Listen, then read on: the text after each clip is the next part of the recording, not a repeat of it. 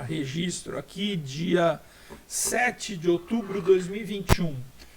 Um momento interessante. Eu faço umas falas assim porque eu penso em revisitar isso em algum momento, daqui 10 anos, e falar, nossa, olha que loucura que a gente viveu, né?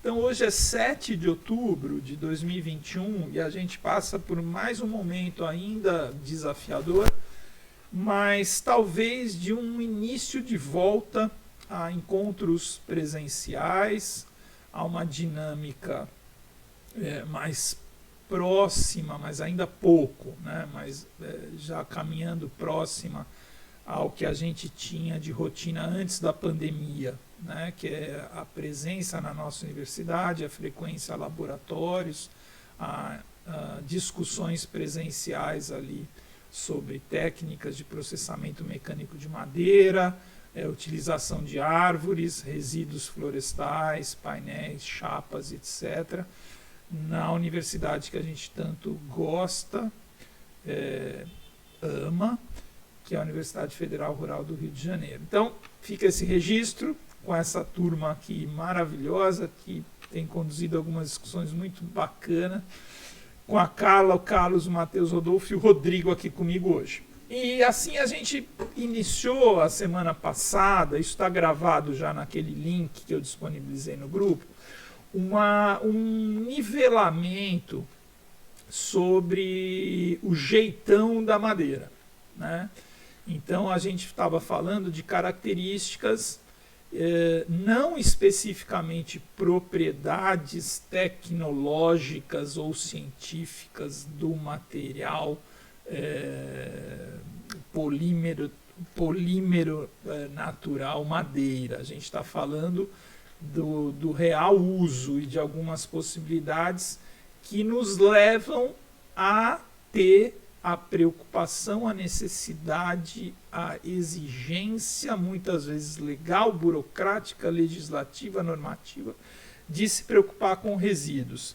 Então, eu vou tentar dar uma acelerada nessa, para terminar hoje esse nivelamento, discutindo com vocês, e tentar iniciar, pelo menos, essa segunda apresentação, onde a gente fez um exercício bacana aí há um tempo atrás de classificar em 5 grupos de acordo com o nível de transformação, de processamento do material madeira, que seriam esses 5 grupos em amarelo, e ali que é aquilo ali, um laranjazinho, a identificação e a visualização aí de imagens, situações do nosso cotidiano, onde todo esse leque de produtos, que é um leque grande,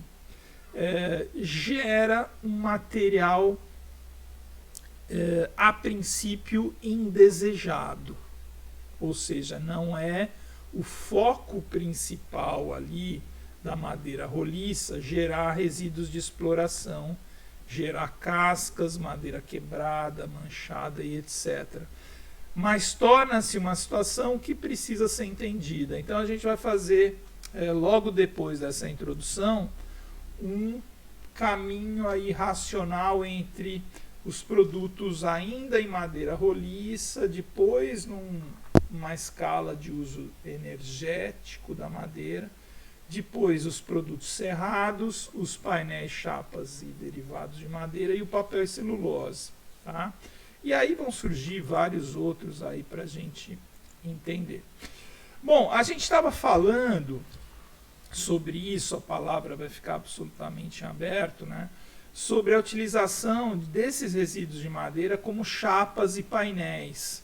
Um mercado hoje praticamente inexistente no Brasil, não sei se concordam comigo, mas assim, o aproveitamento de resíduos de madeira para a produção de chapas e painéis no Brasil, eu não conheço em larga escala, em comercial.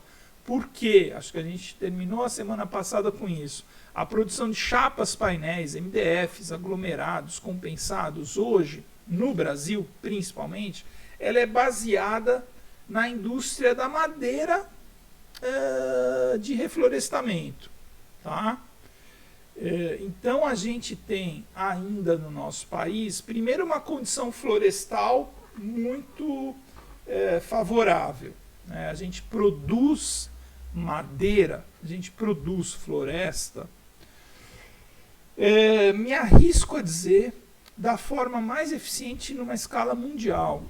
Tá? Porque no Brasil a gente tem os maiores índices de incremento florestal volumétrico, né? Os IMAs, né? Incremento médio anual, os índices de produtividade são os maiores do mundo. Tá? O eucalipto no Brasil é a árvore que mais cresce em termos de velocidade de incremento volumétrico no mundo, em comparações florestais. Eu lembro que eu fiz uma visita uma vez na Aracruz, Celulose e Papel. O cara do viveiro falou: Alexandre, fica olhando para essa muda aí. Era uma mudinha assim que tinha, sei lá, 15 dias. Fica olhando para essa muda, você vai ver ela crescer. Eu falei: você tá brincando? Eu falei: não, essa muda aí cresce 2 a 3 centímetros por dia. Então é claro que foi uma certa brincadeira, mas você ficar lá o dia inteiro, aquelas coisas de estagiário, né? Põe estagiário aí, fica medindo a muda o dia inteiro. Ela cresce 2 a 3 centímetros por dia, cara. Então você ficar realmente das 8 ao meio-dia ali olhando, é capaz de você ver a madeira crescer. Então a gente tem um panorama florestal muito favorável, né? Então a madeira, isso que eu estou querendo dizer para vocês, ela é, entre aspas, barata, com disponibilidade de mão de obra, de área florestal para plantio, e aí falta um investimento no resíduo, por exemplo, para se fazer chapas e painéis. Tudo bem, pessoal, até aqui? Está aberta a palavra aí.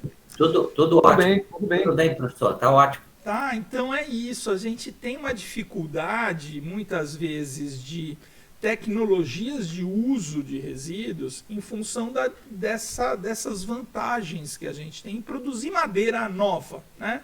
Madeira novinha, beleza, para que eu vou picar pé de mesa e resíduo de construção para fazer chapa? Vou gastar uma fortuna para isso, e a gente tem ali o eucalipto chegando aí, né, a um custo ainda comparativamente, né, a outros países, um custo baixo.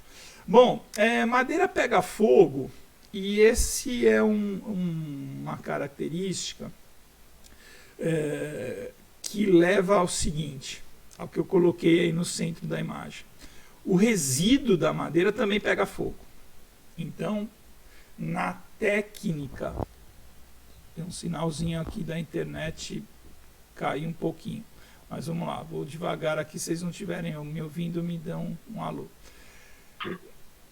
Estão ouvindo bem aí, Rodolfo? Tudo bem? Tá tranquilo, eu ia falar que não caiu aqui a qualidade pra gente, não. Tá, beleza. Eu não sei se para vocês, mas aqui em cima, assim, na minha tela aparece o sinal da internet. Às vezes ele fica vermelho, eu falo: será que caiu? Agora tá roxo, tá médio. Mas vamos lá. Agora voltou a verde aqui também. Bom, então o resíduo da madeira, ele tem aquela propriedade que é importante a gente entender, que é da combustibilidade. Então essa imagem está aí para isso. Madeira pega fogo, seu resíduo também pega fogo. Isso pode ser muito bom ou muito ruim. Uma provocaçãozinha aí para vocês, para a gente melhorar a nossa interação. Enquanto isso eu vou tomar um gole de água. Quem fala assim: olha, isso aí está sendo usado para o mal, ou isso aqui está sendo usado para o bem, essa característica da combustibilidade? Rodrigão, o que você imagina aí? Rodrigo, para quem não conhece e não lembra ali, ele se apresentou, né? O profissional de direito, advogado, está vindo aqui para esse bom nivelamento. Rodrigo, o que você diria assim?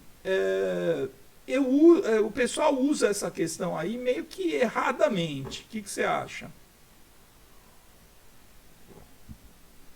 Bom, professor, eu não sei se é exatamente o que o senhor indagou, mas essa combustibilidade, a meu ver, um aspecto positivo, é o da geração de energia, por exemplo, da utilização dos resíduos como biomassa, como forma de de geração de calor, enfim.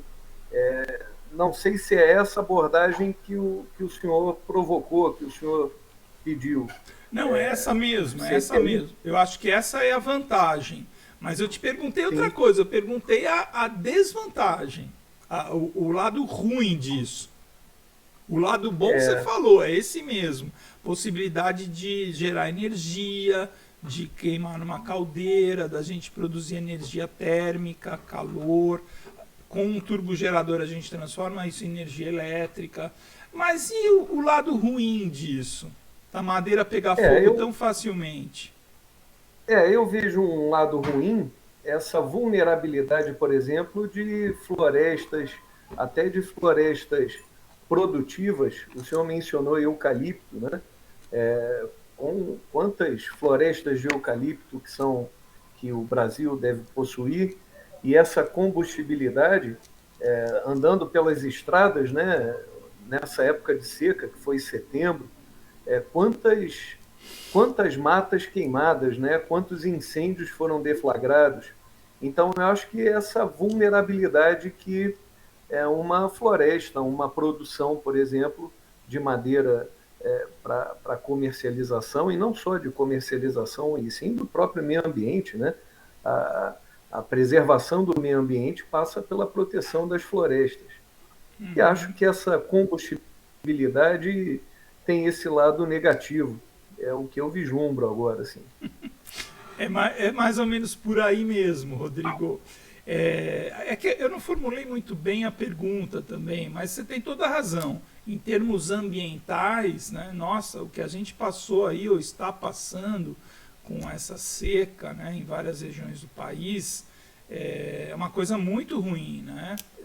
Os índices de queima de florestas nativas esse ano bateram recordes, a gente tem uma contribuição muito ruim para o efeito estufa, para as condições climáticas, etc, etc.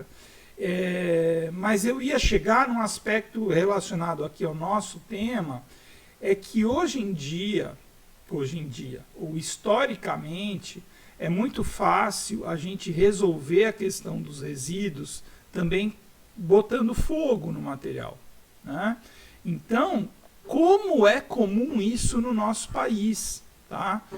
Talvez me arriscaria a colocar dessa forma, um dos principais destinos para os resíduos de madeira no Brasil é a queima a céu aberto, né? É a queima a céu aberto. E aí a gente tem uma série enorme de desvantagens de queimar resíduos das serrarias, das marcenarias de pequeno, médio porte principalmente. Por quê? A gente não tem o aproveitamento desse material, dessa energia gerada, a gente tem um impacto ambiental negativo muito grande, qualidade do ar, principalmente em algumas regiões do norte do Mato Grosso. Eu lembro uma vez eu tive em Cuiabá, que tem muitas serrarias, e estava uma seca muito grande, uma umidade do ar muito baixa, e as serrarias queimando muitos resíduos, e a qualidade da cidade, a qualidade do ar da cidade estava sendo extremamente impactada, tá? Pela fumaça desses resíduos. Então, pessoal, isso, o Rodrigo foi muito bem aqui, a gente pode usar isso para o bem e para o mal, tá? A questão da combustibilidade, a gente vai falar mais disso porque tem vários aspectos relacionados a isso. Uma coisa legal dos resíduos aí, e que eu trago algumas informações iniciais para vocês, são os conceitos de objetos de madeira, né? Então a madeira ela é também matéria-prima de vários utensílios, pequenos objetos e produtos que caracterizam produtos de bom ou alto valor agregado. Eu acho que é a imagenzinha que aparece daqui a pouquinho. Isso é o conceito que na nossa área de resíduos é um conceito importante, que aparece em algumas publicações, que é aquele conceito do produto de maior valor agregado, tá? Então, não sei se vocês já ouviram falar disso, esse conceito dessa forma, e estamos aqui abertos à discussão, tá? As contribuições de vocês. Mas existe uma questão voltada ao mercado, questão mercadológica, não só da madeira, mas de qualquer produto, que é aquela agregação de valor, né? Ou seja, o quanto eu gasto ali com matéria-prima, com processo, com mão de obra, em toda a cadeia de custódia produtiva daquele bem de consumo, o quanto eu gasto e o quanto eu gero de valor, que é um valor mensurável ali de venda no mercado ou de lucratividade. Então são conceitos econômicos que eu aqui fico muito inseguro às vezes até de usar, porque eu não sou economista, longe disso, mas entendo essa lógica, né, de que quanto menos a gente gasta ou a gente precisa gastar para produzir um bem de consumo que pode ser vendido, e conforme maior for aquele valor que eu consigo vender isso no mercado, ou que aquele produto vai ter ao seu final da produção, maior é esse valor agregado. E daí tem esse conceito do PMVA. Já procurei entender bastante isso, esse produto de maior valor agregado. Ele cabe muito bem, segundo alguns pesquisadores, aos produtos à base de resíduos de madeira ou de resíduos florestais. Ou seja, umas brincadeiras aí, cabos de ferramenta, utensílios de aquilo lá, um joguinho de material de churrasco, né, os cabos ali em madeira, uma raquete de frescobol ali que você vai ver num shopping center na Barra ali a custar, sei lá, quase R$200, uma pequena raquetezinha ali com algum... Ela tá aí essa imagem porque tem um apelo estético, vários tipos de madeira diferente, formando ali um material, um mosaico de machetaria, talvez, são conceitos que a gente vai usar. Até um produto, essa foi a ideia, né? Era um produto aqui mais classe média alta, talvez vai gastar aí R$150 numa raquete de frescobol, mas em todas as classes absolutamente sociais aí a gente vai ter uma vassoura dentro de casa, e aí a gente tem um produto também que pode ser um produto de alto valor agregado, quando a gente usa um resíduo, transforma numa vassoura que vai ter um valor de mercado bom, né? Aí a gente tem uma escada, um piso e etc. Então essa questão, primeiro do pequeno objeto, ele tem um conceito do aquele objeto que a gente consegue carregar com as mãos, né? Não é uma estrutura de telhado, não, são pequenos objetos. Esses objetos, quando advindos de materiais residuais madeireiros, eles podem agregar muito valor. Ok? Carlos, na sua produção de biomassa, você considera a biomassa um produto de alto valor agregado também? Deixa eu ver se o Carlos consegue. Não considero, não. Ali, para mim, ela entra como resíduo e dificulta, né? Ela dificulta, inclusive, a nossa produção lá, porque ela gera muito, né? A biomassa, no caso nosso, que a gente usa como as centrais de aproveitamento de resíduos de construção civil, elas entram como um grande problema. É diferente. Né? É diferente. Para chacovaco é ótimo, que aí ela considera ali um grande insumo. Para nós aqui do Centro de Tratamento de Resíduo, é um problema grave.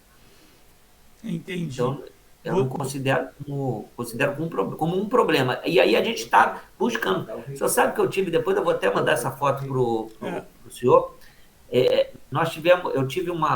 fui num hotel agora, 5 estrelas, que é um belíssimo hotel da rede Hyatt, um hotel muito bacana.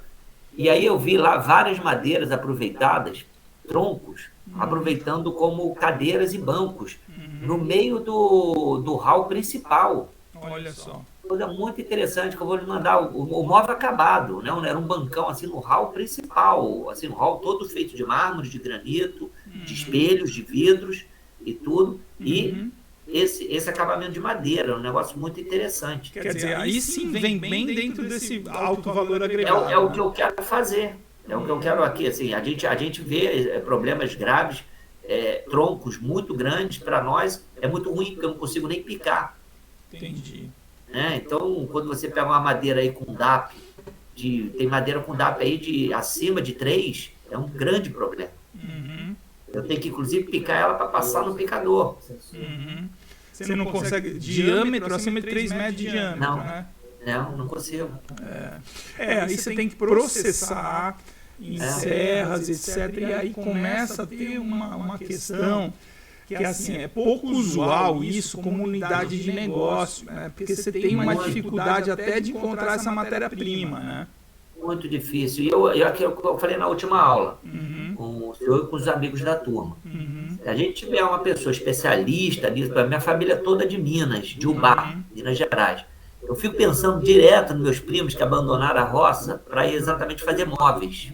Ali é um polo moveleiro ainda muito grande. Um polo moveleiro gigante. Está diminuindo, mas já foi um polo, um dos principais do Brasil, ainda né? E aí eu estava falando, cara, eu falei, brincando com meus primos, eu falei, primo, vocês ficam aí vendendo móveis, se vocês trabalhassem comigo aqui só em reaproveitamento de madeira, a gente ia fazer cada móvel. Né? Se eu pego, por exemplo, eu não sei se vocês conhecem ali o restaurante, não é um restaurante, é uma hamburgueria chamada Madeiro. Todo o tampo do madeiro é feito de madeiras de troncos cortados, acabados, bonitos.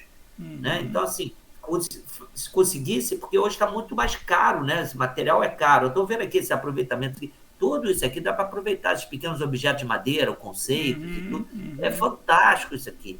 Então, esse conceito é que deveria ser mais incentivado, esse produto de reaproveitamento, né? Não é nem reciclagem, seria um reaproveitamento da madeira para fins comerciais, não só para queimar. Né? Porque o conceito hoje está muito na queima, né? Então produz e aí queima. Já tentei fazer briquete, já tentei fazer carvão ecológico, que o senhor falou na última aula. O camarada lá, ele foi e se esbarrou na legislação. Né? Já tentei fazer de tudo, aí, e a gente fica com o problema. Agora, de uma coisa que eu tenho certeza, isso na arborização nós vamos poder falar bastante lá no pós-graduação, é a questão das raízes. Essa aí é o grande entrave, porque nos centrais de tratamento de resíduos de construção civil que a gente tem aqui, a gente, assim, chegou isso, é um problema grave, e nas centrais, e nos aterros sanitários não recebem. E a raiz, proporcionalmente, o senhor vê que o tamanho dela é um caminhão. Ontem a gente falou um pouco, Carlos, só aproveitar o gancho, sobre aquela questão do destoco, né? Do ralhamento do toco através de maquinário, que é muito pouco usual hoje nas prefeituras, né? Você ter aquele rebaixamento do toco, aquela picagem no próprio local. Então hoje o que mais se faz é um corte ali a 50 centímetros, 60 centímetros, fica o toco ali e a raiz e o toco não é levado, né?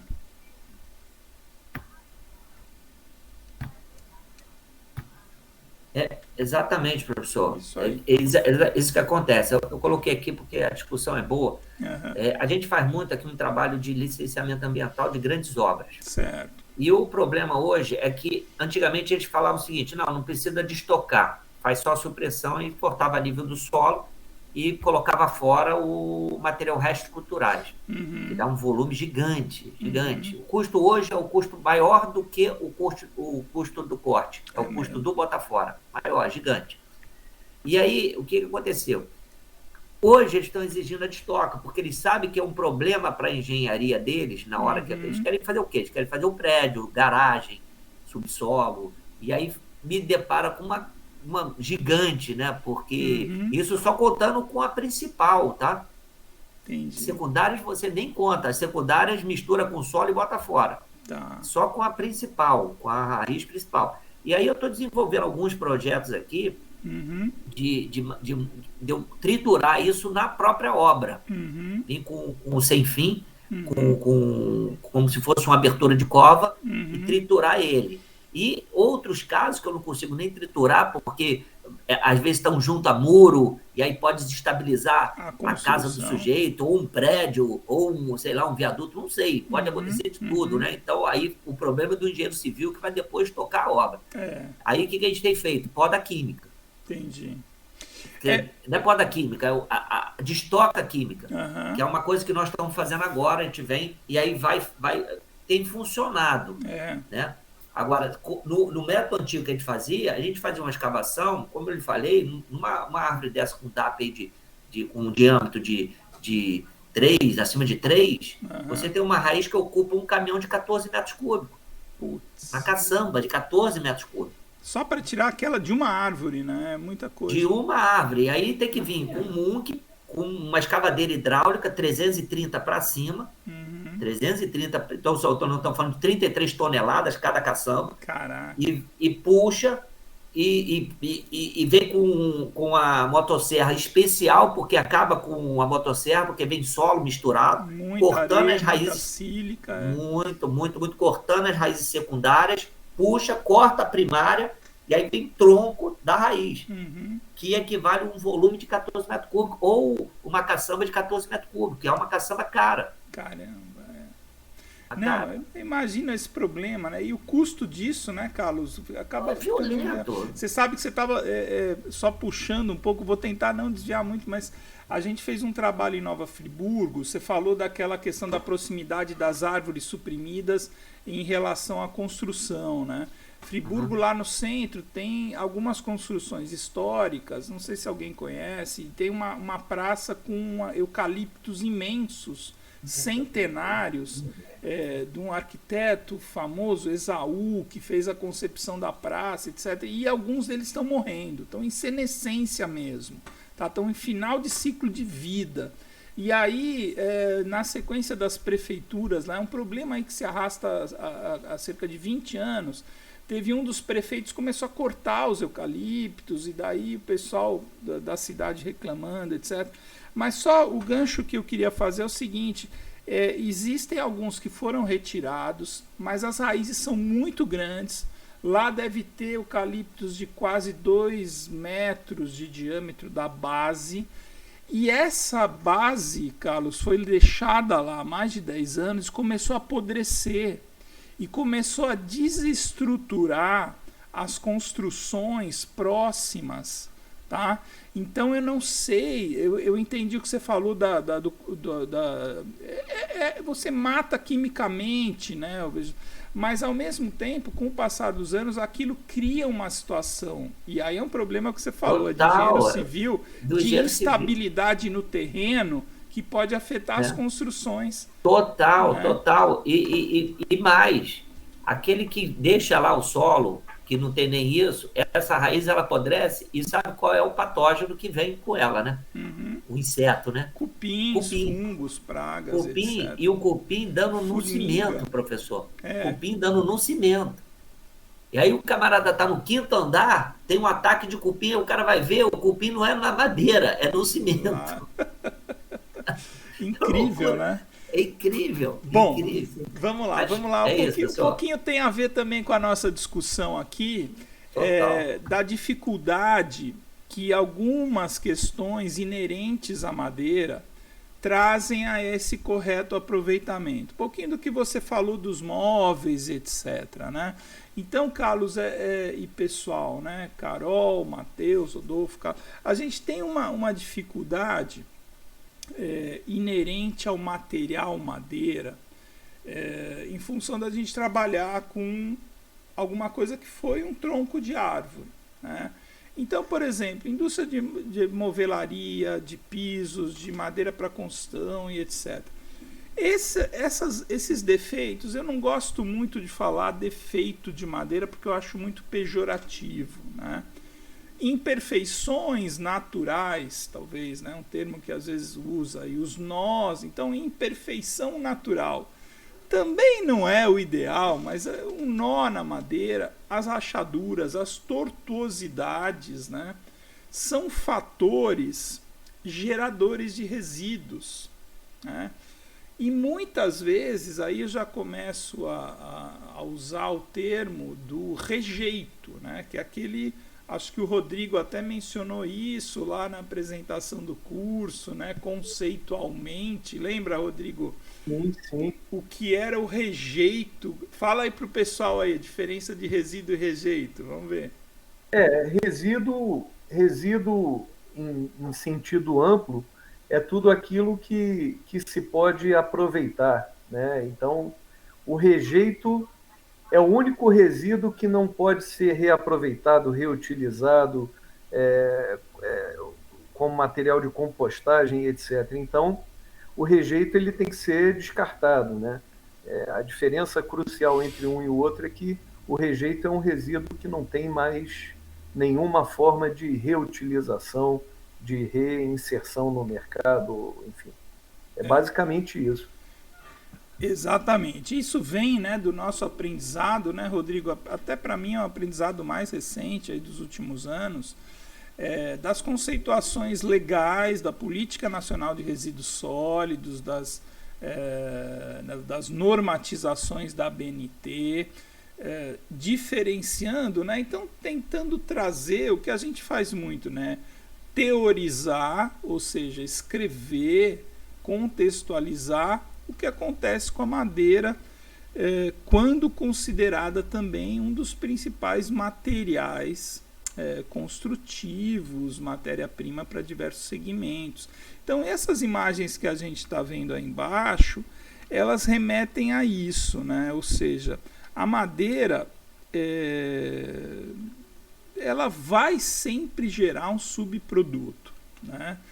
Agora, quando eu ouço o que o Rodrigo acabou de mencionar, esse contexto do rejeito, que vem da legislação, que vem da Política Nacional de Resíduos Sólidos e etc., o rejeito que não tem possibilidade de tratamento, me causa uma certa estranheza e eu fico pensando assim, e isso é uma pergunta a vocês todos.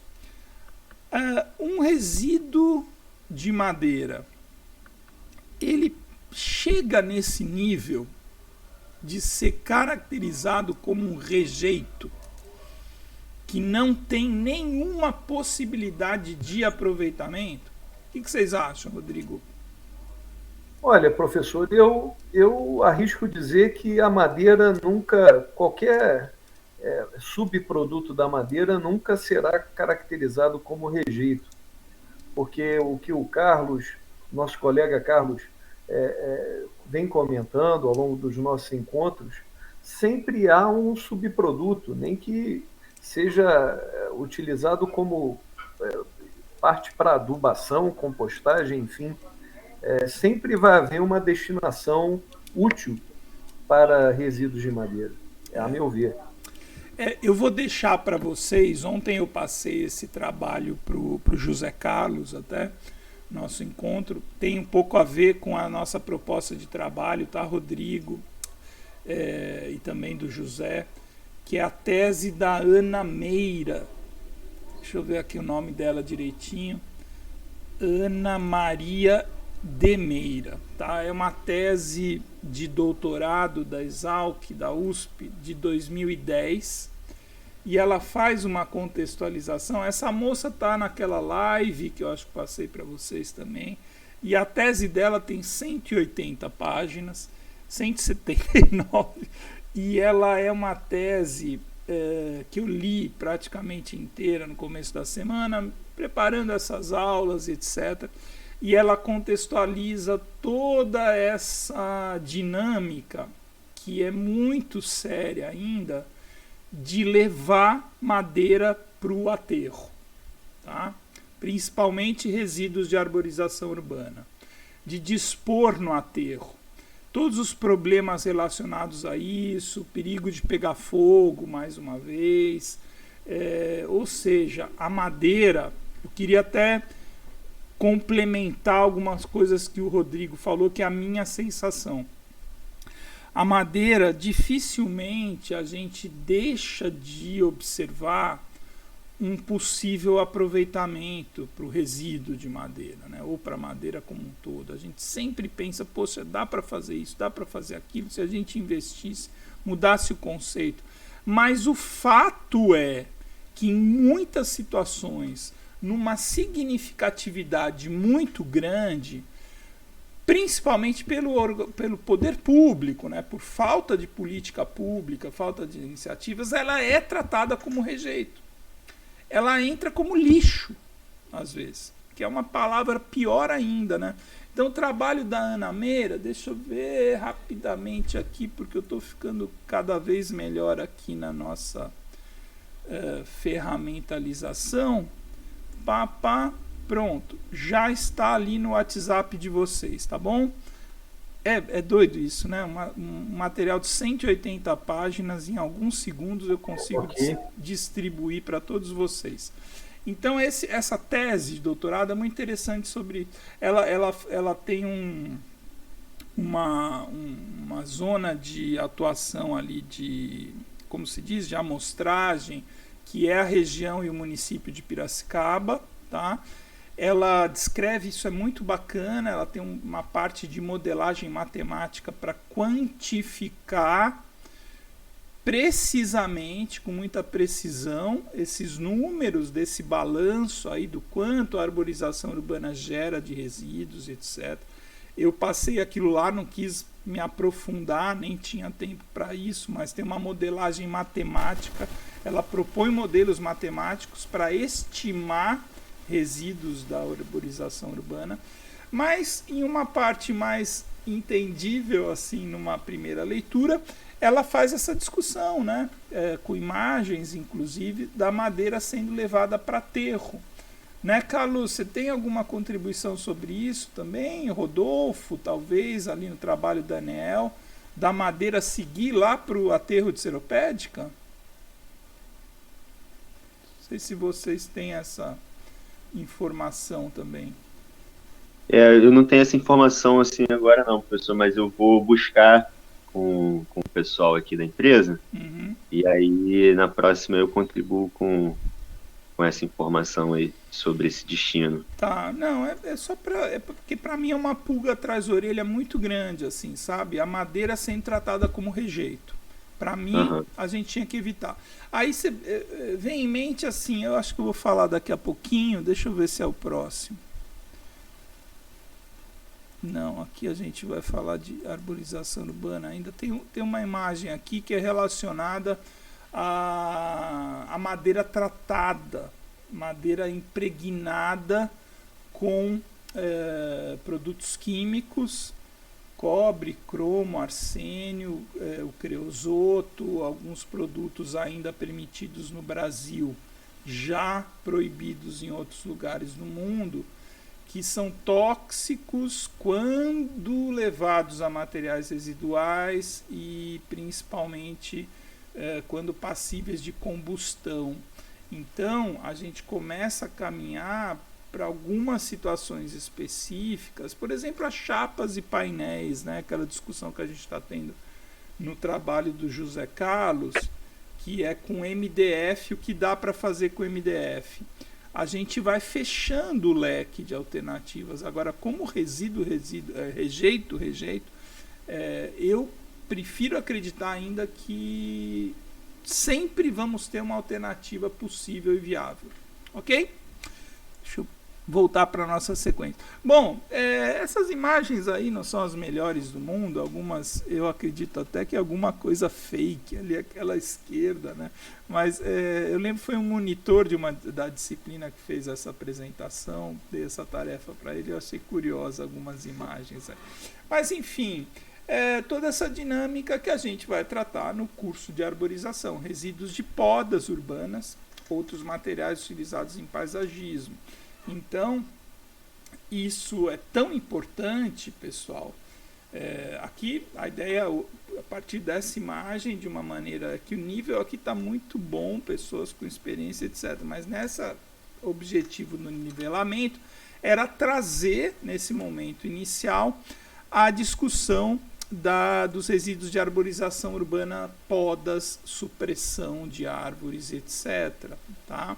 Então isso é de uma magnitude, uma importância tão grande que hoje a nossa querida universidade criou um curso de pós-graduação. Hoje existe uma sociedade brasileira de arborização urbana e percebo, eu estou acompanhando as aulas já há 4 semanas, né, desses meses, especificamente aí depois que eu consegui superar o desafio da coordenação do PPG-CAF, né, alguns me acompanharam, hein, então eu consegui acompanhar cursos, etc., inclusive voltar a frequentar a rural.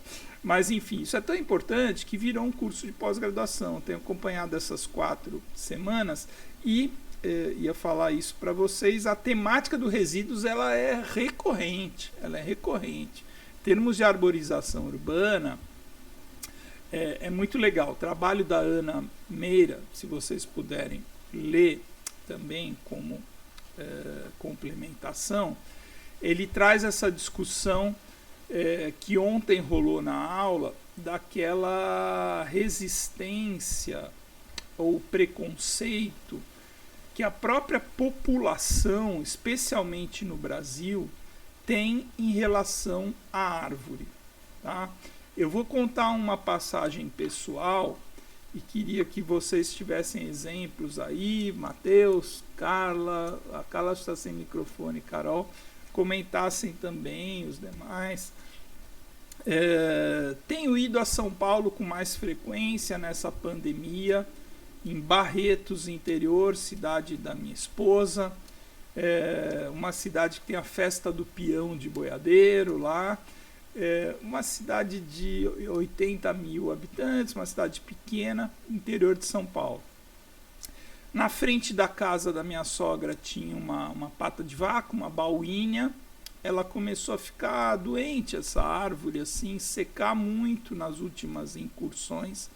Mas era uma árvore que trazia sombra, uma árvore grande, devia ter já uns 40 centímetros ali de DAP, uma árvore de alguns metros ali, a gente parava o carro. Gente, para resumir a história, a última vez que eu fui para Barretos, o meu cunhado e minha sogra cortaram a árvore. Falei, meu Deus, por que cortaram? Começou a secar, e folha seca, entupia a calha, e papapá, arrumamos um carroceiro, acho que sem também autorização, enfim, cortaram a árvore. E aí, ontem teve muito essa discussão, né? Muitas vezes a nossa população vê as árvores como um elemento assim que atrapalha a nossa dinâmica, né? Que suja, entre aspas, a calçada, que racha a calçada e etc. E eles estavam lá razoavelmente felizes porque a árvore não existia mais ali na frente da casa. Então, e o que foi feito com ele? Lá tem um esquema do carroceiro, foi lá, leva e etc. Mas, enfim, a gente tem essa dificuldade das árvores urbanas em relação à população. Não sei se vocês já viram isso também, população forçando a morte da árvore. Tem gente que injeta óleo queimado para tentar matar a árvore, alguns defensivos, né? Alguns produtos tóxicos, Roundup, etc., forçando a morte da árvore. Tudo isso é discutido no trabalho da Ana. Existe uma inadequação das espécies. Rodolfo, tem alguma experiência nesse sentido aí? Sim, professor. Assim, aqui eu estou morando agora em Maricá, né, numa área meio rural aqui de Maricá. E aqui tem muito loteamento, né? Você vê assim, pessoal, e a forma como eles lidam assim, né, com uma árvore dentro de um lote onde eles estão mexendo, assim, você fica bobo, assim, como que é tão simples para a galera chegar e derrubar 1, 2, 3, quantas árvores tiverem, assim. Na maioria das vezes nem é dessa forma mais lenta, assim, de injetar alguma coisa. Ou na motosserra é mais difícil, né, por conta do barulho, assim, né, chama muita atenção aqui, como por ser uma área meio rural, então não tem muito barulho. Então, se você liga uma motosserra, a vizinhança inteira escuta, mas no Machado, assim, pô, esses dias mesmo, um lote aqui na frente da minha casa, o pessoal desceu, assim, 2 árvores grandes, era uma mangueira bem grande e um jamelão grande também. Desceram ele no Machado, os dois, assim, na maior rapidez e numa tranquilidade. E, assim, sem medo de depois querer esconder o resíduo, picotar. Até porque também eles iam levar muito tempo para picotar aquilo ali, porque eram bem grandes as 2 árvores. Mas, assim, bem vê como um impeditivo mesmo, né? Muita gente vê como uma coisa ali que está impedindo ali de você, sei lá, construir, levar algum progresso que seja, assim, né? Alguma urbanização, assim, né? Foi bem curioso, Rodolfo. Acho que a gente tem várias situações nesse sentido, né? Ontem também teve um testemunho, pessoal do Paraná, um profissional lá, esqueci o nome do rapaz que está fazendo o curso, ele trabalha com adequação de terrenos, tal, para construção e etc. E é doido assim, como vai fazer um shopping center, vamos lá. Aí a construtora, a dinâmica é mais ou menos assim, vai lá e derruba tudo, ou o desejo é esse, né? Hoje existe fiscalização em alguns centros urbanos mais efetiva do que outro, mas o desejo é assim, derrubar tudo. Depois, por exemplo, no estacionamento fica por muitos anos, décadas, né, a sol aberto, né, e planta-se árvores, muitas vezes inadequadas, que não tem uma taxa de sobrevivência e um bom desenvolvimento, porque você já impermeabilizou todo o terreno e etc. E aí planta árvores entre as vagas dos carros, para fazer sombra. Isso quando muito, às vezes nem isso. Então, assim, eles utilizam as árvores, né, de uma forma muito estranha, né? E a proposta, né, que a galera tem trabalhado com isso, é a adequação dos projetos à manutenção das árvores, dos terrenos, principalmente, né? Então, você já tem árvores num local. Para que você tira, impermeabiliza, asfalto, põe cimento, etc. E depois você tenta colocar árvores que muitas vezes são espécies inadequadas, árvores de tamanhos inadequados, que vão demorar muito para crescer e muitas vezes nem vão se desenvolver em função de erros ali na obra, né? Então é uma discussão muito interessante. Você vê aí na região aí, né? Eu já morei aí perto do senhor, né, professor? A área ali da Barra, por exemplo, né? Você vê assim nos condomínios novos que estão crescendo, eles fazem isso aí que você falou, né? Chegam, derrubam tudo, né? Que tiver lá, derruba. E você vê muita palmeira, eles botando muitas essas palmeiras exóticas, né? Porque já conseguem até comprar elas num tamanho grande, assim, em top de palmeira exótica dentro do condomínio, né? Já bota grande e bota um paisagismo, assim, né, daquele bem padrão, assim, cheio de espécies exóticas, sem muita funcionalidade ali, né? Só ali na questão estética mesmo. Eu ouvi, acho que foi o Marcelo da Biovert, não sei se alguém já teve contato.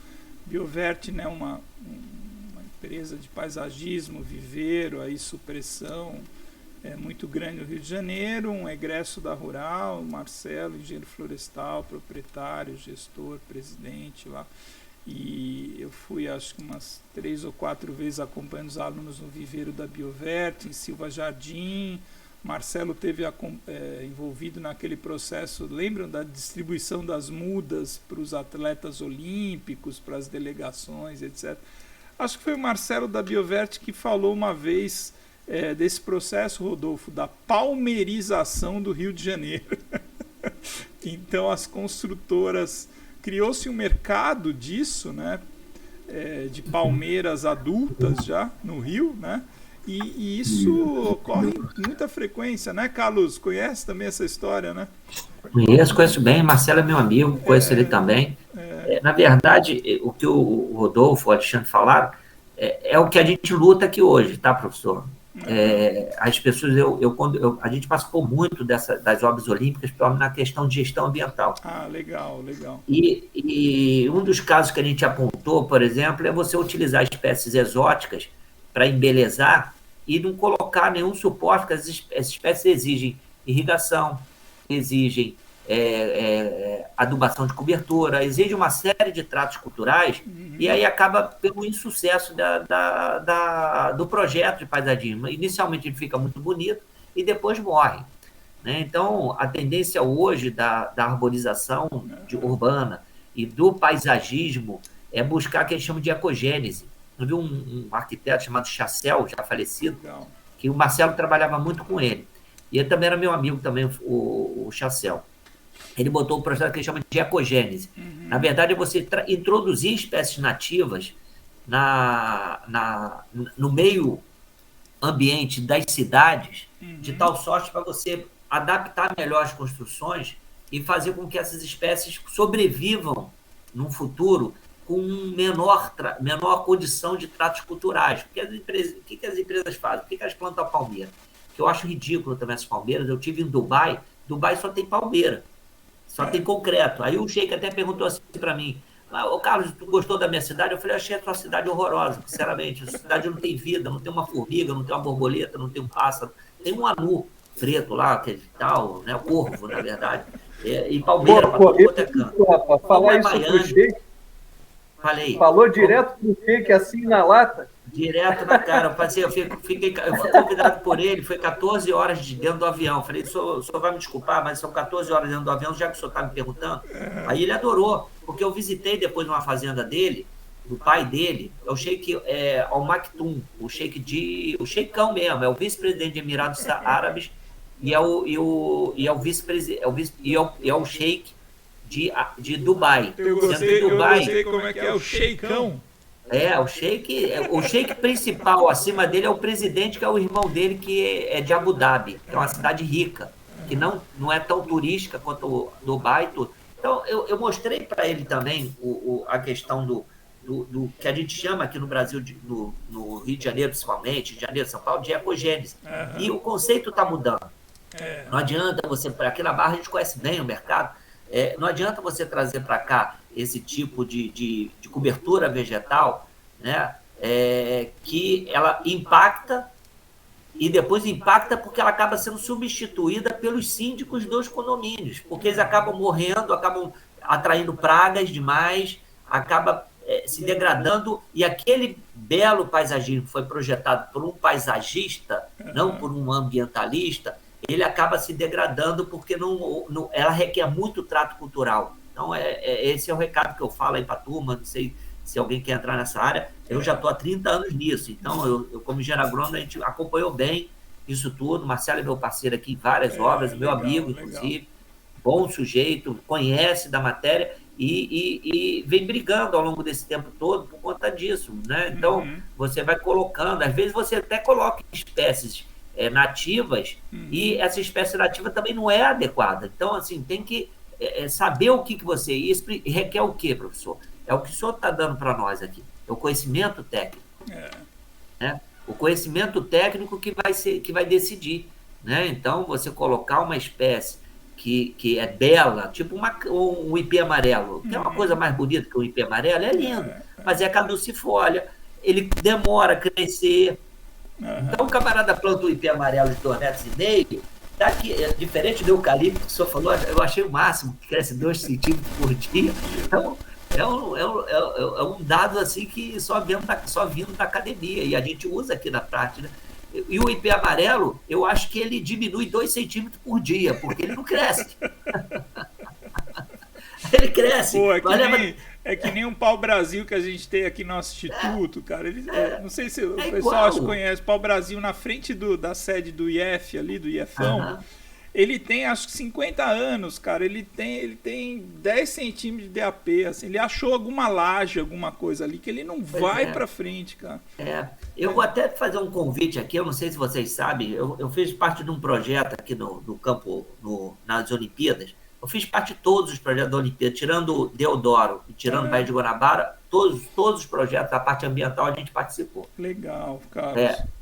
E teve um projeto que foi muito polêmico aqui, e foi o projeto que eu quero fazer um convite aqui para a turma, que quiser vir aqui visitar. É um projeto que fala de restauração ambiental, é um projeto do Campo Olímpico de Golfe, não sei se você já ouviu falar. Era um projeto muito polêmico, as pessoas não acreditavam que a gente ia conseguir, em 2 anos, fazer um transplantio e plantio de vegetação nativa de restinga, e aí nós tivemos que fazer um horto de restinga, tivemos que fazer todo um trabalho com engenheiros florestais, engenheiros civis, engenheiros florestais, engenheiros agrônomos, biólogos, fazendo todo um trabalho para que a gente pudesse fazer essa restauração. E foi muito interessante. Legal. E esse trabalho, por isso que eu fui lá, porque depois eu escrevi um livro, e fui lá para Dubai, que chama Legado das Areias. E foi plantado tudo em cima de areia. Uhum. Então, de vez de você jogar material, adubação, nós fomos testando e falamos, ó, tem que ser no ambiente natural. E colocar espécies de restinga. E foi transformando, e fomos fazendo, e foi um sucesso. Então fica aqui aberto, professor. Não, super legal. Isso é na Barra, né, Carlos? Fica no coração da Barra da Tijuca. Infelizmente é o único legado esportivo funcionando pós-Olimpíada. Infelizmente, porque foram, assim, tanto esforço, tão bonito, e depois não deixaram o legado esportivo funcionando. Parque Olímpico parado, Parque Teodoro parado, e outras coisas mais paradas. O grande legado das Olimpíadas foi a mobilidade urbana. Isso ficou com essas três cariocas, transolímpicas, o Joá, Túnel, mas ambientalmente foi um desastre. Né? Então, assim, a gente tem isso lá, que seria muito importante, professor Alexandre, tanto para a sua turma de graduação quanto a turma de pós. Uma visita lá está aberto.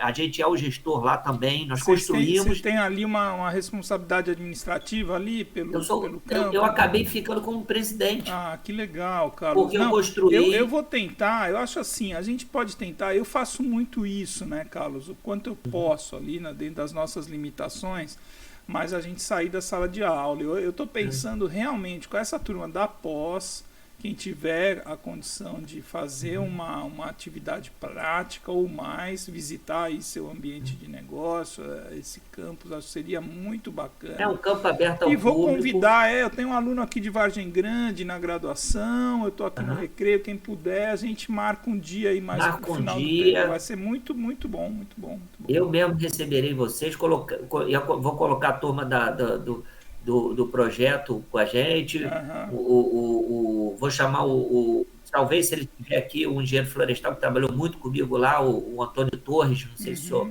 deu aula para ele é da minha época, é um pouco anterior da sua entrada na Rural, o apelido dele é Twin.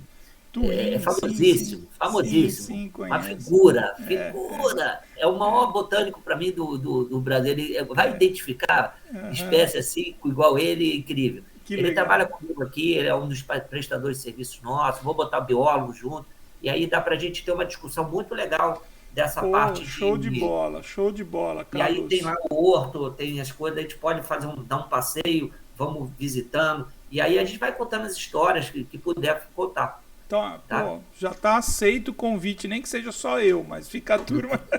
Tá ótimo. Eu falei de você outro dia também. Né, Rodolfo? Rodolfo, você tem ainda aqui algum contato aqui no Recreio, né? Parente? Meus pais moram aí. Ah, então.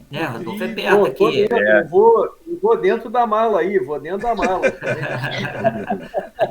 Fica aqui perto, fica bem no coração da Barra da Tijuca, fica perto ali dos condomínios Maribu, Mansões, que nem eu falei para vocês, pessoal, vocês estão vendo, né? A gente tem nessa disciplina aqui, Rodolfo lembra que o Rodolfo começou a outra, depois foi trabalhar, teve um neném e está voltando agora. Mas a gente tem um dinamismo grande, porque eu tenho um fôlego nessa disciplina, que eu falei para vocês. A gente tem 6 semanas de aula mais estruturada, e depois a gente vai nadando conforme as oportunidades. E a gente já fez visita em serraria, já fizemos um projeto na Rural, e essa está pintando uma coisa muito legal. Então acho que daqui umas 4, 5 semanas, Carlos, a gente faz um programa disso, tá bom?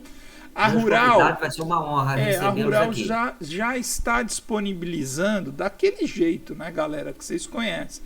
Mas já, tipo, a gente vai fazer essa viagem a semana que vem, está sendo proposta, com a van. Então eles estão voltando a alguma questão de van, transporte, alguma coisa assim.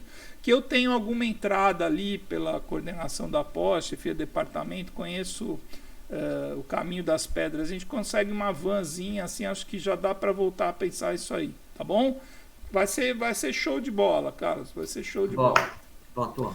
Mas vamos lá, vamos tentar cumprir esse passo a passo aqui. Bom, madeira de... esses conceitos são interessantes, tá, pessoal? Aí vem um pouco de teoria também, começando aqui a jogar para vocês. A gente tem 3 possibilidades dentro da gestão de resíduos, que são conceitos de reciclagem, reaproveitamento ou a reutilização. O que está proposto aqui embaixo, a gente pensar nessas técnicas. Acho que dá para chamar de técnica, mas acho que é mais uma questão conceitual mesmo, do reuso do material. E aí tem uma passagem interessante, né? Há alguns anos eu indo para Rural, e às vezes eu vou por Santa Cruz, já fui por Campo Grande, já fui pela Transolímpica. Nessas meus 17 anos eu já fui para Rural de todos os jeitos possíveis. Aqui do Recreio para lá, então tem vários caminhos, possibilidades. Eu ando de moto também, essa semana eu fui de moto. E aí, carro, ônibus. Tinha um professor saudoso também, foi uma das perdas que a gente teve, ele faleceu há alguns anos, o Cacá.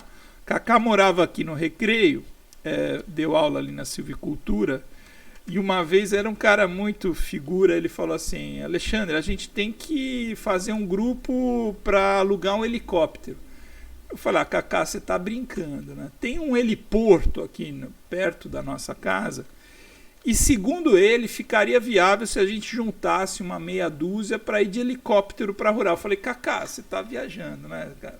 E ele estava falando sério, ele já estava vendo lugar para pousar o helicóptero ali na Rural. Eu falei: menos. Acho que o único jeito que eu não fui para Rural foi voando ainda. Eu fui uma vez de bicicleta para Rural. Qualquer dia eu conto para vocês. Juntamos aí, fomos de bicicleta do Recreio. Mas enfim, passando ali perto na Rio São Paulo, eu vi uma placa assim: aluga-se escoras de laje. Aí aquilo, eu parei o carro, fiquei olhando, não desci não, mas falei: pô, que legal. O cara tinha uma birosca ali, um comércio muito pequeno, mas ele alugava aquela escora de laje, que é aquele pontalete de eucalipto de 3 metros, tá? O padrão é isso aí, 10, 12 centímetros de diâmetro, 3 metros de altura, para fazer escoramento de laje para construção. Alguma coisa próxima a essa imagem aí do centro, ou essa aqui, para escorar a laje na construção. E ele tinha um comércio de aluguel dessas peças de madeira. Isso é super legal, pessoal, isso é super legal, né? Eu parei assim, pô, a madeira era um material que ela pode ter uma reutilização eventual. É claro que você vai ter uma perda, algumas peças vão quebrar, outras vão se deteriorar de alguma forma, mas alguns ciclos de uso, né? E isso também é bastante raro com madeira. Então vamos lá, um exemplo muito clássico, né? Clássico. Um exemplo muito clássico, mas aí a galera mais próxima à graduação, na minha época não tinha muito, mas agora tem, né? Que é o litrão. Não tem o litrão da cerveja? Lá em Seropédica a galera se amarra no litrão. O litrão, ele ainda tem aquele conceito da garrafa reutilizável, né?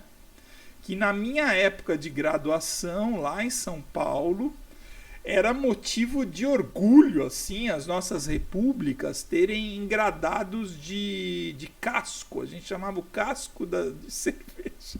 Então, algumas coisas aí para a gente quebrar o gelo aqui. Então, eu lembro que uma das repúblicas que eu morei, a gente tinha uns 4 ou 5 engradados de casco de cerveja, porque você precisava comprar cerveja e levar o casco, né? Hoje parece que é alguma coisa que acontece ainda com litrão, lá em Seropédica, mas aqui no nosso dia a dia do Rio de Janeiro é raro, né? Não sei se alguém lembra dessa questão. E eu estou falando isso porque é uma técnica dentro de um ambiente sustentável, racional, do consumo de grandes centros urbanos ou da humanidade como um todo, a reutilização de materiais, de embalagens, de materiais para obras, de bens de consumo como um todo. A questão da reutilização é muito importante e pouco a gente vê isso em madeira. Então, quando eu passei ali perto de Seropédica, eu vi aluguel de escora de laje, aquilo foi legal, assim, eu falei, poxa, olha só que mercado, né? Eu não sei se alguém também tem alguma testemunho, mas a gente tem muita madeira sendo utilizada ao longo de uma construção civil, né? Principalmente nas nossas tecnologias, né? Então, ainda no nosso país, tecnologias de décadas e décadas atrás, mas a gente ainda escora a laje, a gente faz forma de concreto, a gente faz material de suporte, que é aquele uso provisório da madeira. Hoje de manhã, na aula da graduação, eu estava falando do uso dos painéis USB. Painel USB no exterior, Estados Unidos, Canadá, alguns países da Europa, eles estão fazendo a casa inteira praticamente.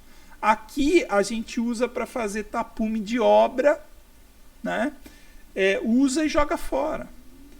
Gente, o painel de USB, depois eu explico direitinho o que é. Eu fiz uma mesa aqui, ó, para trabalhar aqui em casa de USB. Esse painel aqui, para quem nunca viu ou para lembrar. Então, USB aqui, a minha estação de home office aqui, eu pretendo que dure aqui uns 20 anos, 30 anos, né? Fiz toda a bancadinha, postei na foto do grupo do laboratório lá, para provar que fui eu que fiz. E aí, no Brasil, a gente usa isso daqui por 2, 3 meses numa obra e joga fora. Quer dizer, nem reutilizar a gente reutiliza. Estou falando a grosso modo, não é uma regra geral. A gente pode ter, de repente, uma reutilização, mas não é uma boa utilização. Então, a madeira, nesse conceito de material, de elemento construtivo, mobiliário, construção civil, ela poderia ser mais reutilizável ou reutilizada. Essa é a ideia. Tá bom? Alguma contribuição aí? Vamos que vamos. Tá quase acabando aqui essa primeira. Bom, pessoal, a madeira ela é um dos materiais, né, que permite essa substituição, essa reforma. A madeira como elemento construtivo, muitas vezes, ela indica que ela está com problema, né? Então, por exemplo, algumas imagens aí, uma construção lá que está caindo, uma peça ali de revestimento, talvez um piso que tomou contato com água, começa a ter aquele processo de delaminação, né? Deixa eu ver se eu consigo aumentar um pouquinho aqui as imagens. Então aqui um processo de delaminação, ele começa a soltar, então é aquele, muitas vezes, um mau uso ali do carpete de madeira, do HDF, né, que não pode ter muito contato com água, etc. Tem esse tipo de problema. Algumas esquadrias, portas, janelas, se não feita uma manutenção adequada, começam a ter problemas. Isso aqui, onde eu estou querendo chegar, vai ser resíduo logo logo, né? Ou seja, se eu for reformar isso aqui, muitas vezes isso aqui vai ser resíduo, isso daqui vai ser resíduo. Qual que é o conceito? A gente tem... Vou voltar aqui rapidamente. Então a gente tem a possibilidade, nesses elementos estruturais em madeira, talvez a madeira seja um dos materiais que mais se presta a isso, da reforma, da revitalização do produto. Eu troco determinadas peças. Se aquele móvel, estrutura, telhado, esquadria, porta, janela, piso, etc., for de madeira maciça, eu consigo lixar, consigo revestir novamente. Então, esse conceito também da reabilitação, da reforma da madeira, ele é muito interessante, porque ele pode, primeiro, evitar o resíduo. Você não precisa trocar o material completo, ou então ele pode gerar menos resíduo. Isso envolve, então, essa questão do planejamento do uso, né? Do bom emprego. A gente já falou aqui, né, Carlos, Rodolfo, algumas contribuições de árvores, né, onde a gente precisa planejar muito bem o uso. A madeira como material de elemento material construtivo também tem que ter um bom planejamento de uso, é passível de reforma, e isso tem a ver com algumas questões relacionadas aos resíduos também. Ok? Vamos lá. A madeira atravessou algumas gerações de produtos. Essa imagem aqui é interessante também, tem algumas histórias e aí para os mais experientes principalmente.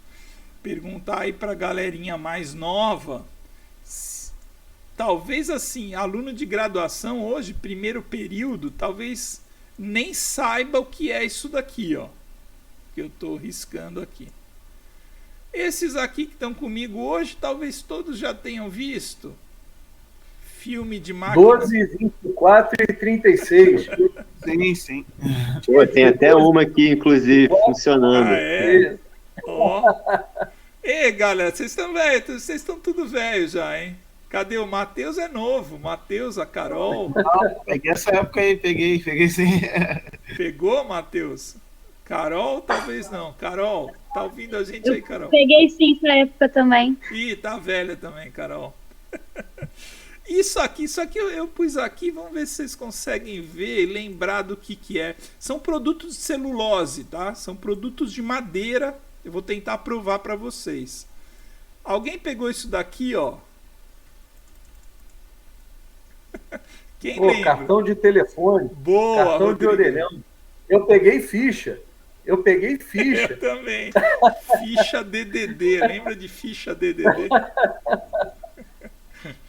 Ó, talvez, acho que o Matheus e a Carol, vocês usaram orelhão de ficha, Carol? Não, eu já usei também. Pô, Carol. Bom, enfim. Pô, velho. Isso daqui é engraçado, né? Tinha até um lance de colecionar esses cartões, não sei se vocês lembram. O pessoal tinha as coleções, né? E depois da ficha de telefone, de orelhão, veio essa época aí de usar um cartão, né, dentro do telefone. Bom, e eu não sei, desculpa, me atrapalhei aqui.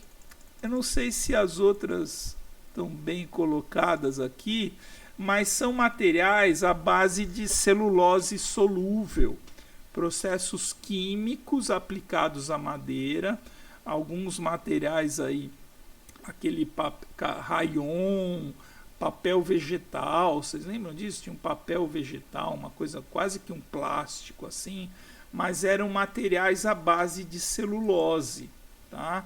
Então, vem daí aquele conceito da reciclagem, tá? A reciclagem é um conceito de reaproveitamento onde existe um processamento industrial para revitalizar e promover o retorno do material ao início do seu processo produtivo. Então, muitas vezes, esses materiais eram oriundos de reciclagem de madeira. Falar de reciclagem de madeira é um negócio que é difícil a gente encaixar a madeira no processo de reciclagem. tentando ser mais claro e objetivo, reciclagem de alumínio, por exemplo, né? Quando a gente pega aí latinha de alumínio, cerveja, refrigerante, desagrega novamente e transforma aquele material em novas latas de madeira, novas latas de alumínio. Reciclagem de vidro, reciclagem de plásticos, etc. A madeira, como produto de celulose solúvel, ela pode ser fruto de reciclagem desse material. Agora, não é um processo usual. Tá? Eu não sei se vocês concordam comigo, mas usando toda a definição técnica e científica de reciclagem de materiais, haja visto que a gente faz com alumínio, com cobre, com plásticos, muitas vezes com polímeros aí, pneus e etc. Com a madeira, essa reciclagem nem sempre encaixa. O conceito da reciclagem. O que a gente tem mais são os que a gente já viu alguns aqui, o reuso ou o reaproveitamento. O reaproveitamento, a gente muda o uso. Mais uma vez, reaproveitar, tecnicamente, é mudar o uso. Então, a gente tinha um móvel de madeira, quebrou, ficou velho, usou, a gente picou, fez briquete para biomassa. Então, é uma mudança de processo, tá? É diferente do conceito da reciclagem. Tudo bem, pessoal? Está quase acabando. Nós temos 33 imagens. Vou tentar cumprir esse aqui, princípio, tá? Bom, isso daqui a gente já falou um pouco, né? Naquela imagem da chapa isolante, eu acabei que eu adiantei essa discussão aqui. O que a gente está vendo aqui são, olha lá, o material USB que eu utilizei aqui na minha escrivaninha, que é esse material aqui de lascas de madeira, né? O USB, ele vem do inglês não estou conseguindo isso. Do Oriented Strand Board. Oriented Strand Board quer dizer uma chapa de lascas orientadas. Essa lasca, eu acho que é uma tradução razoável, porque o que a gente chama lá fora de strand. O strand é a lasca de madeira. Material super utilizado, a gente vai ver mais para frente em outras apresentações. O MDF, né, o MDF muito usado hoje para movelaria, e os aglomerados, tá, que substituíram ou que vem substituindo a madeira maciça. Essa daqui embaixo, agora lembrei, é o conceito do piso S4S, 2S, 4S, que são os encaixes, que é o piso de madeira maciça que hoje no mercado vem sendo chamado de parquet. Parquet, tá? Tem até a Indus Parquet, uns colegas lá de Piracicaba, um colega formado comigo trabalha lá. Esse parquet é o novo piso de madeira maciça que substitui o antigo assoalho, ou o que a gente chamava de tábua corrida, tá? Tábua corrida é um piso de madeira maciça, hoje também caro, valor agregado muito alto, onde foi muito e vem sendo muito substituído pelos carpetes de madeira, que é aquela chapinha de HDF, que é um MDF mais prensado e que é muito mais barato. Bom, por que eu estou jogando tudo isso para vocês? É uma pergunta. Dá para fazer tudo isso daqui, USB, chapas, painéis, etc., com resíduos? Já trouxe a resposta lá no começo da aula, né? Dá para fazer, existe muita tecnologia sendo desenvolvida para a produção de painéis e chapas à base de resíduos madeireiros. Existe um conceito de uma máquina que está na outra apresentação, eu acho que hoje não vai dar tempo, que é o picador perfilador, que é uma máquina muito usual, já existe no Brasil, mas principalmente Canadá, Estados Unidos, que é uma máquina que pica as costaneiras de uma tora para produzir cavacos para celulose, e o centro da tora vira madeira serrada. Tá? Então tem um conceito aí de aproveitamento dos resíduos para a indústria de celulose, para a indústria de chapas e painéis, que o Brasil ainda está engatinhando. A gente precisa desenvolver tecnologia para isso também. O que atrapalha são aspectos, como eu falei para vocês, da facilidade que a gente tem de conseguir madeira. Madeira, eu ia falar nativa, não.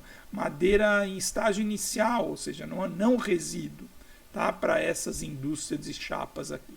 Tudo bem? Vamos lá. Vou avançar aqui para a gente chegar no final. Tudo bem.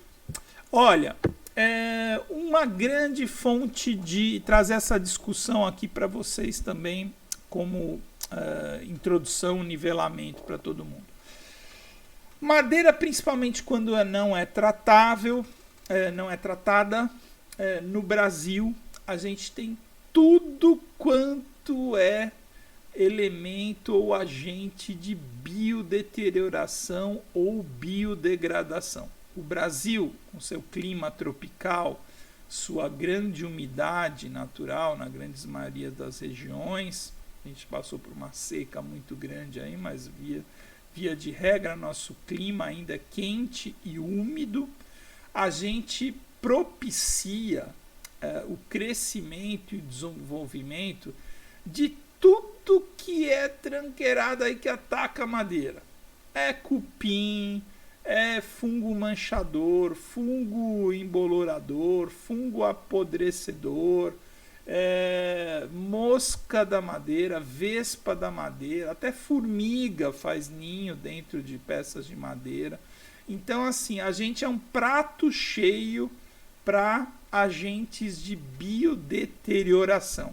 Eu aprendi com o nosso saudoso professor, que passamos por esse momento muito ruim, né? Algumas semanas atrás, outro dia fez 30 dias da perda do professor Acácio. Eu aprendi com ele que o mais correto é a gente falar deterioração da madeira, ao invés de degradação. Acho que degradação é uma coisa natural, se não me engano. A madeira tem um processo de degradação natural e um processo de biodeterioração quando for uma coisa assim inesperada. Atacou o cupim, atacou a formiga, o fungo, o apodrecedor, então é uma deterioração da madeira. Bom, não sei se todos concordam comigo, mas eu formei uma opinião aí que isso é um elemento, uma condição que leva a geração de resíduos também. Tá? Então, se a gente for hoje numa indústria madeireira que consome pinos, você vai ter uma parte da produção ali descartada por fungos manchadores e apodrecedores. Tá? Nós fizemos um projeto recentemente com um experimento de um plantio da Vale do Rio Doce, da Reserva Natural da Vale, qualquer dia também conto essa história para vocês, onde nós íamos avaliar 33 espécies nativas plantadas na Vale, e aí o caminhão, por questão de DOF, foi um processo que a gente trouxe a madeira toda regular, um documento de origem florestal, regulado no IBAMA, etc. Foi entre 2017 e 2018. Publicamos um livro e etc. Mas a gente perdeu 4 espécies, eram 33 espécies no projeto, foram 4 viagens de caminhão da Rural, o caminhão da Rural foi buscar essas madeiras, e a gente perdeu 4 espécies porque demorou 3 meses para trazer a madeira, e tinham espécies interessantíssimas, que eram madeiras claras. Eu lembro que acho que o taxi, algumas outras a gente perdeu, porque foram muito atacadas e não tivemos condição de desenvolver os ensaios de propriedades tecnológicas que a gente ia desenvolver. Fica essa mensagem, quase acabando, que a madeira é um material biodegradável, biodeteriorável, e isso é um elemento gerador de resíduo. A última imagem aqui para vocês é uma imagem clássica de alguns livros aí da área de tecnologia da madeira, que os entusiastas, dentre eles esse que vos fala, da madeira, mostra uma construção. Eu vou jogar, outro dia eu aprendi uma coisa super legal, aprendi com os meus alunos, né? Não sei se alguém já fez isso. Vocês já viram aquele Google Imagens, que faz a busca da imagem e acha a fonte daquela imagem? Já viram isso, pessoal? É uma ferramenta do Google. Não viu? Não conhecia, não. Ah, é bem legal isso, viu? Quando a gente abre o Google, se não me engano, clica ali em imagens e no cantinho daquela barra de busca aparece um íconezinho que ele identifica a fonte daquela imagem digital. Pô, isso é super legal.